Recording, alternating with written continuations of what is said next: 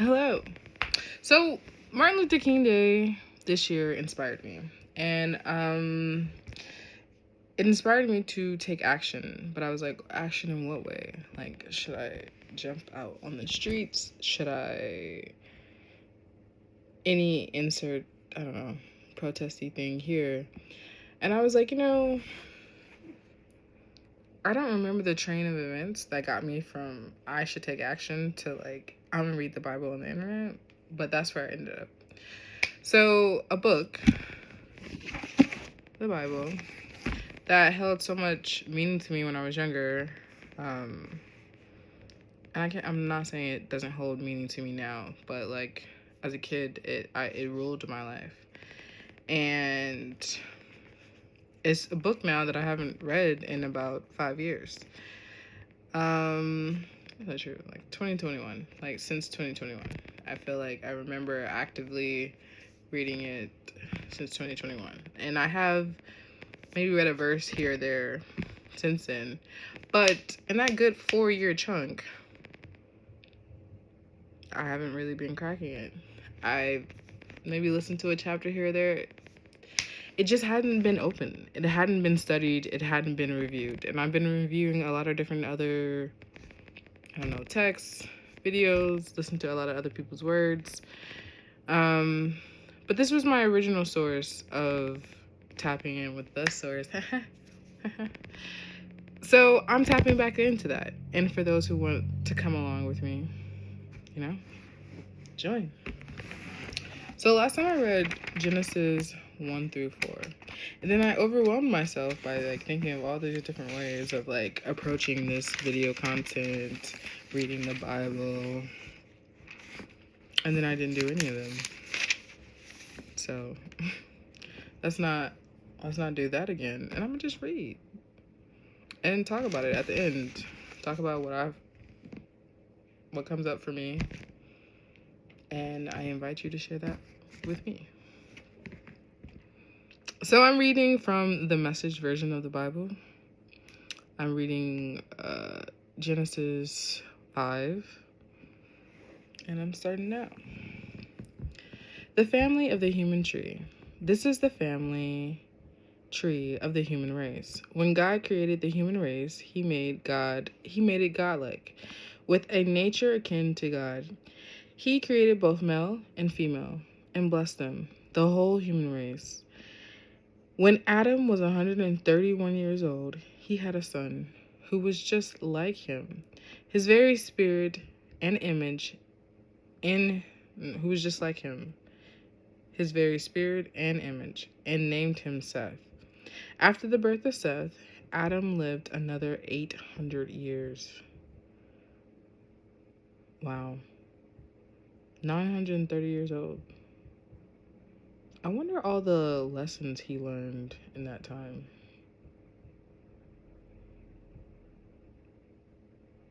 Wow. Adam lived a total of 930 years, and he died. When Seth was 105 years old, he had Enosh. And after Seth had Enosh, he lived another 807 years, having more sons and more daughters, I'm sure. Seth lived a total of 912 years, and he died. When Enosh was 90 years old, he had Kenan.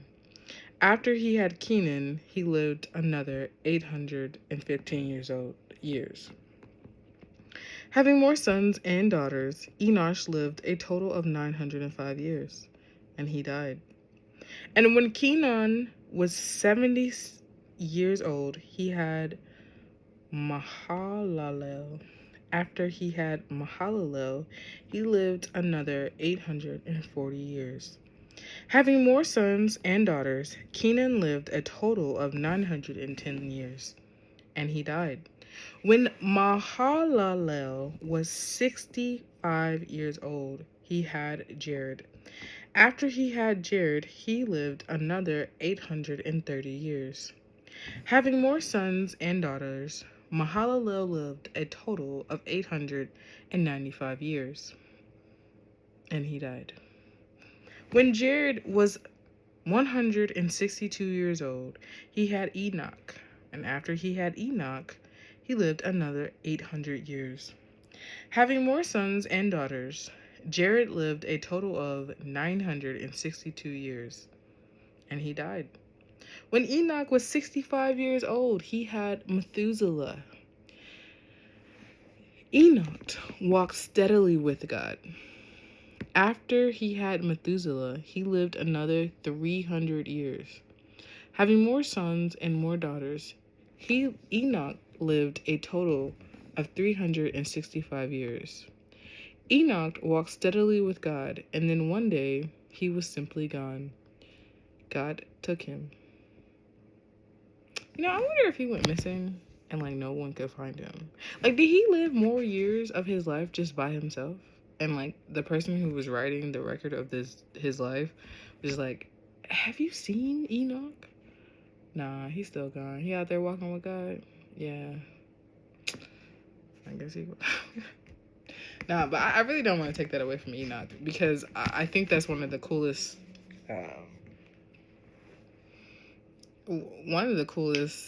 exits of someone in the Bible. Like Enoch, Elisha. No, I think it was Elijah, because Elisha watched Elijah get taken up in a chariot. Wow. And then Moses going to heaven right after he died, I think. That's, cool ways to go. Real cool ways to go. Anyway, back at it. Methuselah was 187 years old when he had Lamech. And after he had Lamech, he lived another 782 years. Methuselah lived a total of 969 years, and he died. When Lamech was 182 years old, he had a son. He named him Noah, saying, "This one will give us a break from the hard work of farming the ground that God cursed." After Lamech had Noah, he lived 595 years, having more sons and daughters. Lamech, there has to be a better way to say this. Lamech, why did I say Lama? Lamech, I guess. I mean, it sounds better than Lamech. Lamech lived a total of 777 years, and he died. When Noah was 500 years old, he had Shem, Ham, and Japheth. Well, that's cool. They claimed that they spoke over their son and said that this one will give us a break from the hard work of farming the ground that God cursed. I mean, a flood is a break, I guess, Giants in the land. Genesis 6. When the human race began to increase, with more and more daughters being born, the sons of God noticed that the daughters of men were beautiful. The sons of God noticed that the daughters of men were beautiful. They looked them over and picked out wives for themselves. Then God said, "I'm not going to breathe life into men and women endlessly. Eventually, they're going to die. From now on, they can expect a lifespan of 120 years." I really wonder, that's a huge difference from the 930 that Adam lived, or even the 777 that Lamech lived. So, what caused them to take it down to 120? And then also, what is our lifespan now? I think the average is 80. This is just off the top of my head, so I could absolutely be wrong. Yeah. It's causing him to take these huge and then what can we learn about ourselves, about lives, about, I don't know, how to make it in this world if we had 930 years to do so? I mean, after your first decade, you could be like, all right. I mean, not decade. After your first century, you could be like, all right. I think I got a hang of this, or something like that.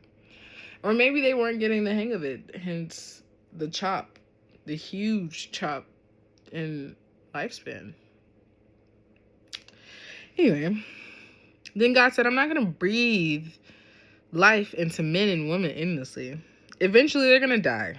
From now on, they can expect a lifespan of 120 years.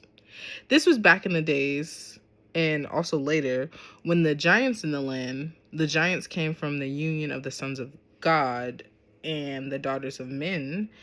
These were the mighty men of ancient lore, the famous ones. God saw that human evil was out of control. Oh, okay. People thought evil, imagined evil, evil. It really says this. People thought evil, imagined evil. From morning to night. God was sorry that he had made the human race in the first place. It broke his heart. God said, I'll get rid of my ruined creation and make a clean sweep. Dang. People, animals, snakes, bugs, birds, the works. I'm sorry I made them. But Noah was different. God liked what he saw in Noah.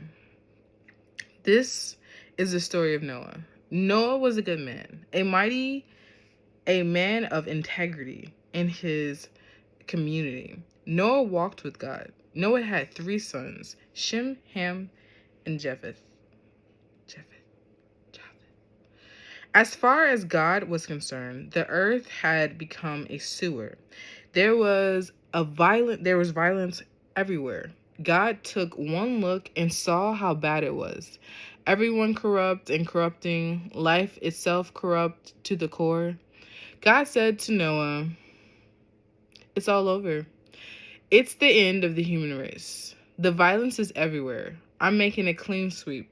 Build yourself a ship from tiki wood, which smells amazing, guys. The tiki wood candles, the tiki wood little plug incense. Yeah. That ship smelled good. So when they were on the ship and they had all these bodily odors and animal odors and stuff, they had a tiki wood ship. That's great. I bet that, really it was a natural incense. Make room in it. Coat it with pitch inside and out. But I feel like that would interrupt the scent. Anyway, coat it with pitch inside and out. Make it 450 feet long, 75 feet wide, 45 feet high. Build a roof for it. Put it in a window of 18 inches. From the top. Put in a door on the side of the ship and make 3 decks, lower, middle, and upper. I'm going to bring a flood onto the earth that will destroy everything alive under the heaven, total destruction. But I'm going to establish a covenant with you. You'll board the ship, and your sons, your wife, and your sons' wives will come aboard with you. You are also to take 2 of each living creature, a male and a female, on board of the ship to preserve their lives with you. Every species of the bird, mammal, and reptile, 2 of everything, so as to preserve their lives along with yours. Also, get all the food you'll need to store it up for you and them. Noah did everything God commanded him to do. And there's 1, 2, 3. Okay. Chapter 7. Genesis. Next, God said to Noah, now board the ship, you and your family. Out of everyone in this generation, you're the righteous one. Take on board with you 7 pairs of every clean animal, a male and a female. 1 pair of every unclean animal, a male and a female. 7 pairs of every kind of bird, a male and a female. to ensure the survival on earth. In just 7 days, I will pour rain on the earth for 40 days and 40 nights. I'll make a clean sweep of everything I've made. Noah did everything God commanded him. Noah was 600 years old when the flood waters covered the earth. Noah and his wife and his sons and the wives boarded the ship to escape the flood. Clean and unclean animals, birds, and all the crawling creatures came in pairs to Noah, and the ship and to the ship, male and female, just as God commanded Noah. I'm just gonna run it back because I've always thought that was amazing. Like, just imagine being Noah and then God randomly telling you, hey, I'm gonna kill everybody. They're all gonna die. Yeah, they suck. I'm sorry I made them. Except for you. You're kind of cool. So I'm gonna keep you and your kids and your wife and your kids' wives alive. And I'm gonna keep some of the animals alive and everything. But everybody else, they gotta go. And so the animals, they gonna come to you. No, you don't have to worry about it. They gonna come to you. And the stampede of animals just like walking up, like in order, male and female. I wonder if the 7 came as like a squad. Like, what was the 7? 7 pairs of every kind of bird? Oh, they flew in. Okay. Why 7 of the birds? 7 pairs of the birds. That's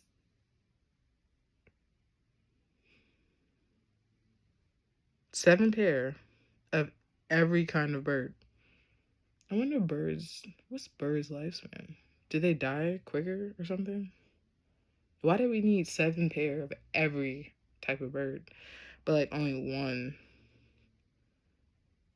Maybe it was overpopulated in the sky. And he was like, while I'm fixing everything, I might as well like balance out this equation in the sky. Okay. In 7 days, I will pour the rain onto the earth for 40 days and 40 nights. I make a clean sweep of everything that I made. Noah did everything God commanded. Noah was 600 years old when the flood waters covered the earth. Noah and his wife and his sons and their wives boarded the ship to escape the flood. Clean and unclean animals, birds, and all the crawling creatures came in pairs to Noah and the ship, male and female, just as God had commanded Noah. In 7 days, the floodwaters came. It was the 600th year of Noah's life. In the 2nd month, on the 17th day of the month, that it happened. All the underground springs erupted, and the windows of heaven were thrown open. All the underground springs? I want to look up, like, what are the underground springs? What?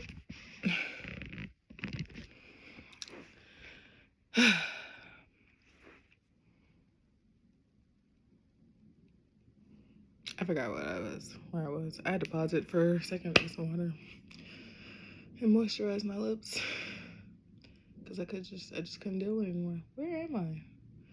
What was I reading? Oh, I was talking about the spring lines.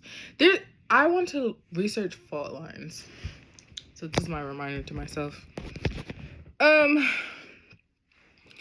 are the fault lines? Like, and are they in conjunction with the spring waters under the earth? Anyway, that's the day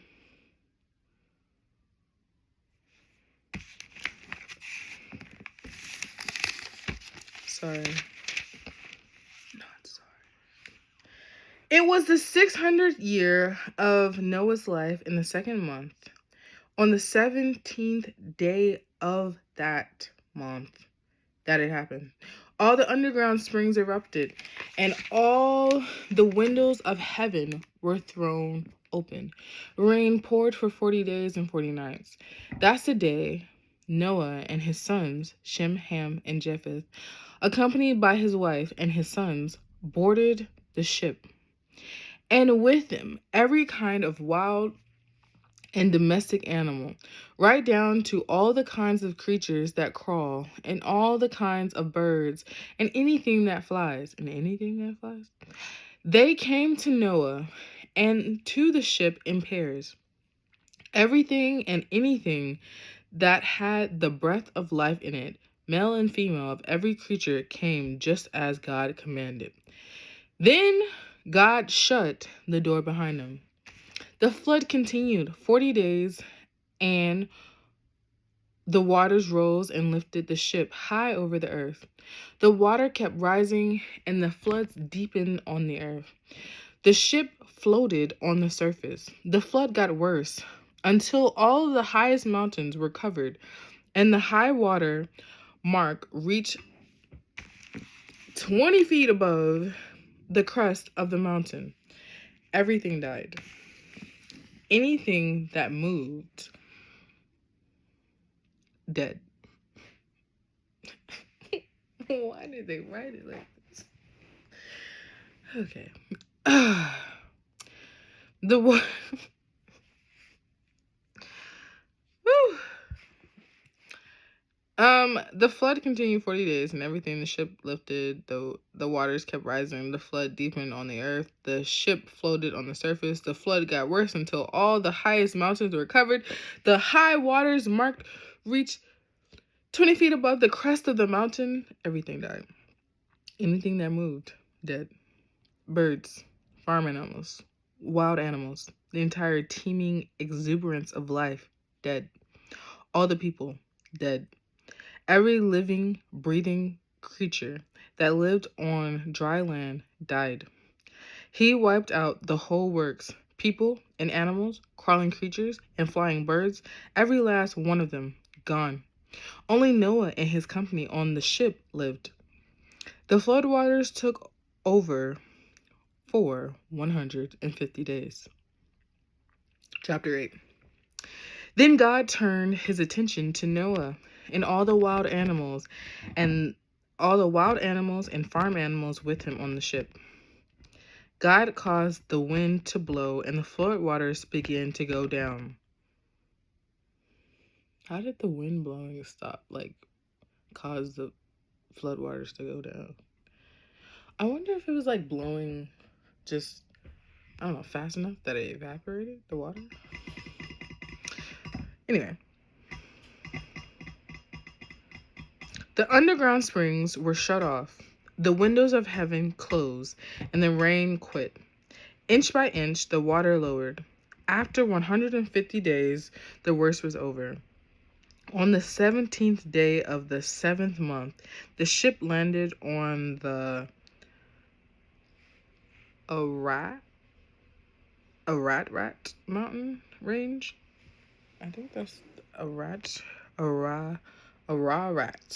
Yes. The ship landed on the Ararat mountain range. The water kept going down until the 10th month. On the first day of the 10th month, the tops of the mountains came into view. After 40 days, Noah opened the window that he had built into the ship. He sent out a raven. It flew back and forth. For the floodwaters to dry up. Waiting for the floodwaters to dry up. Then he sent a dove to check on the flood conditions, but it couldn't even find a place to perch. Water still covered the earth. Noah reached out and caught it, brought it back into the ship. He waited 7 more days, and he sent the dove out again. It came back in the evening with a freshly picked olive leaf in its beak. Noah knew that the flood was about finished. He waited another 7 days and sent the dove out a third time. This time, it didn't come back. In the 601st year of Noah's life, on the first day of the first month, the flood had dried up. Oh, happy birthday. Noah opened the hatch of the ship and saw dry ground. By the 27th day of the month, the earth was completely dry. God spoke to Noah, "Leave the ship, you and your wife and your sons' wives, and take all of the animals with you, the whole menagerie of birds and mammals and crawling creatures, all the swarming extravagance of life, so they can reproduce and flourish on earth. Noah disembarked with his sons and his wife and his sons' wives, and then all the animals crawling, creatures, birds, every creature on the face of the earth left the ship family by family. Noah built an altar to God. He selected clean animals and birds from every species and offered them as burnt offering on the altar. I wonder how many animals he took out for this. He selected clean animals and birds of every species. I mean, yeah, because there were a lot of birds. How do you get them to stay down, though? Were they domesticated at this point? Like, did they know how to fly? It was only 40 days. They should remember.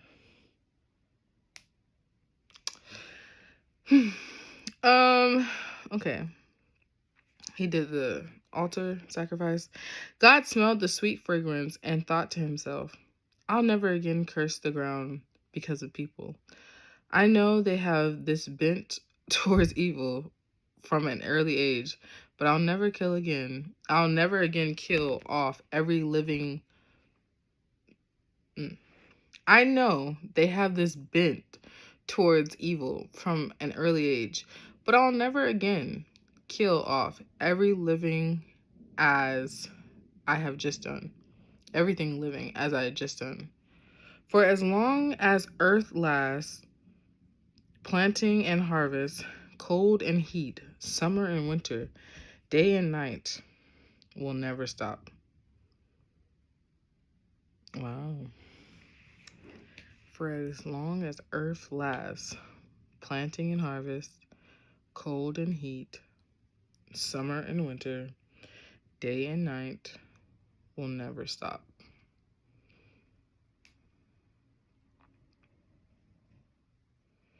Well, guys, I know we have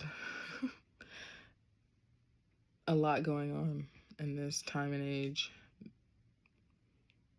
And it seems like there are people, or it's clear that there are people who have a bent towards evil.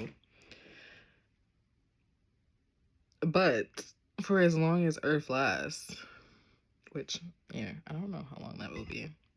But as long as it is here, planting and harvest, cold and heat, summer and winter, day and night will never stop.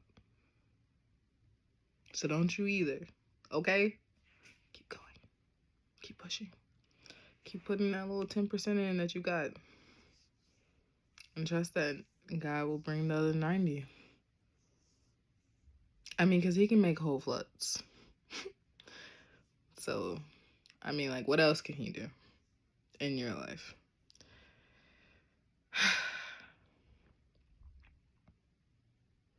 This is what I have for right now. This is my little 10%. This is me sitting down and trying to commune. And tap back in. So catch me next time. Hope you enjoyed. And hope you have a great evening. Great morning. Great day. Great cold. Great heat. Great winter. Great summer. Can't wait for summer. Loving spring.